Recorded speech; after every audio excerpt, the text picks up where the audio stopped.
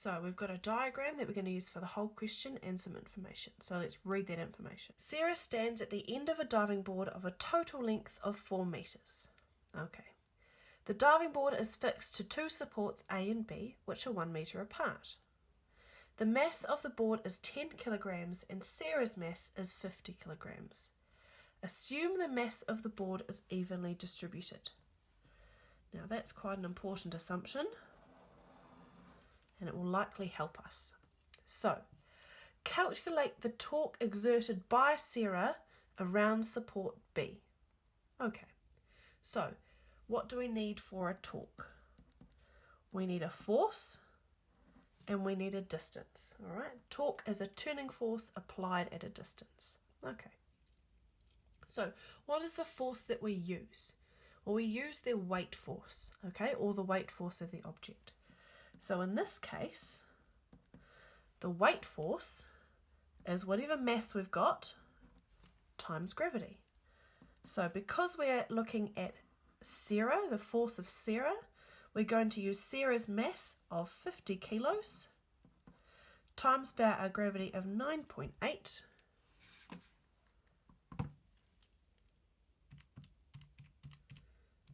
And that will give us 490 newtons. Okay, so that's the weight force. All right, the next step is to work out which distance we need to use. So the distance is going to be from where the weight force is happening to our pivot point, so to point B.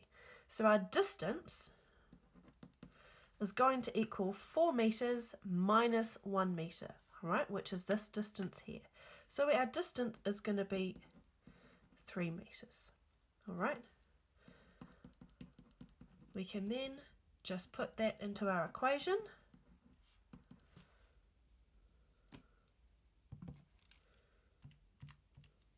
And we should get an answer of 1,470 newtons. Now, we need to think about those significant figures again. So, what have we used? We have 2 significant figures here and 2 significant figures for our gravity. And we also have 2 significant figures for our distance. So our answer must also be in 2 significant figures. So we go from 1,470 to 1,500 newtons, 2 significant figures. Okay? So Newton meters. Remember that torque is a force at a distance. All right, that's our A. That's just a simple achieved. Okay, right. What is the direction of the force supplied by support A? So we're now looking at this support here, support A. What direction is that going to be? Give a statement about which direction, and then here explain why. So give some reasoning. This is slightly counterintuitive, this one, all right? But basically what we've got is this is our key sort of turning point here, all right? So Sarah, weight force is going down, okay? The board will also have a weight force going down. So everything is turning around this point, all right? What this point must then be doing is it must also be providing a force downwards so that this board doesn't flip off when Sarah jumps. So the force of support A is downwards. All right. This is because, so we have a torque here with Sarah, we have a torque here of the board's mass or the board's weight force, all right? So both of those are in the clockwise direction, all right? For this to be in equilibrium, we need a torque in the anti-clockwise direction. All right, so that is provided by support A. All right, so let's state that. The torque at A must be anti-clockwise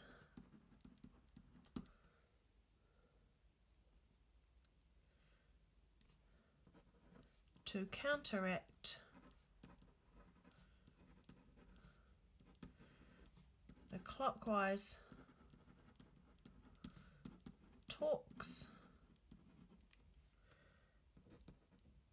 produced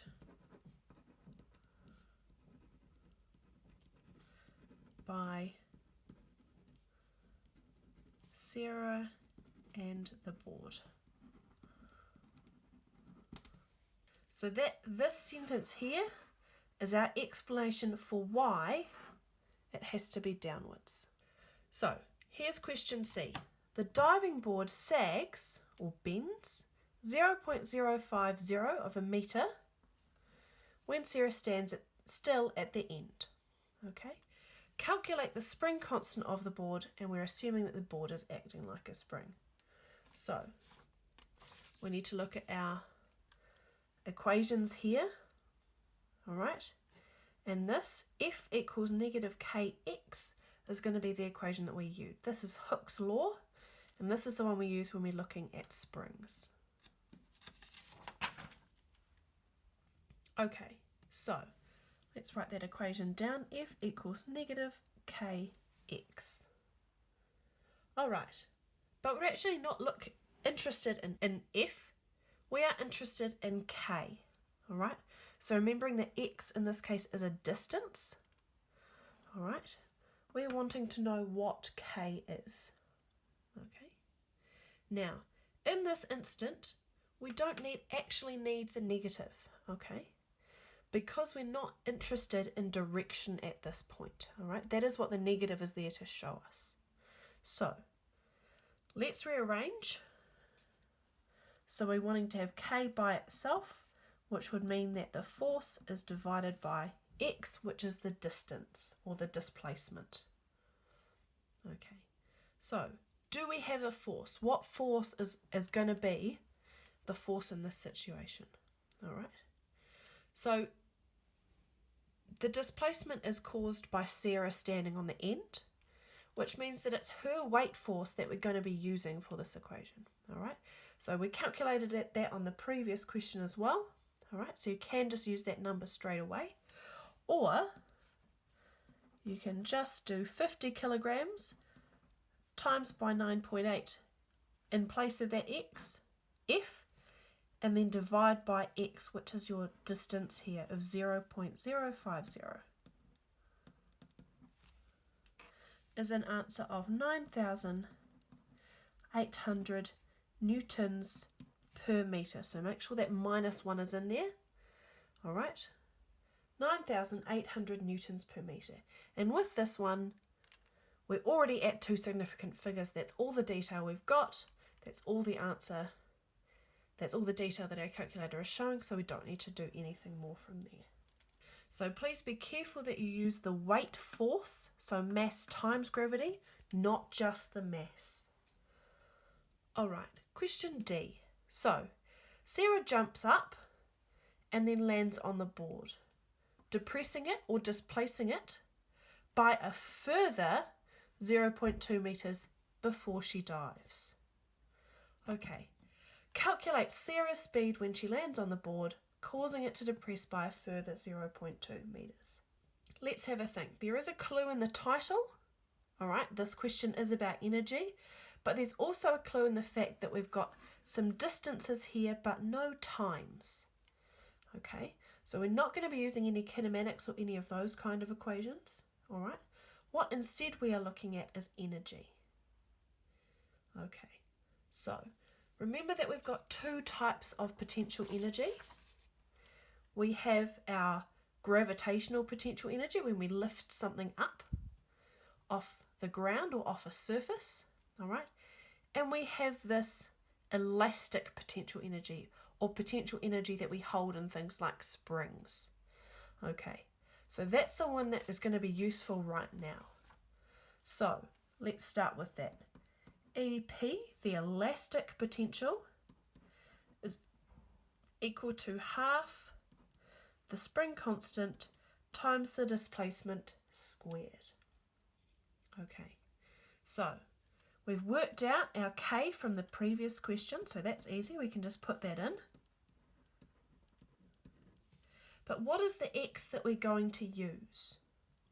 All right. Now the X that we're going to use is the total displacement.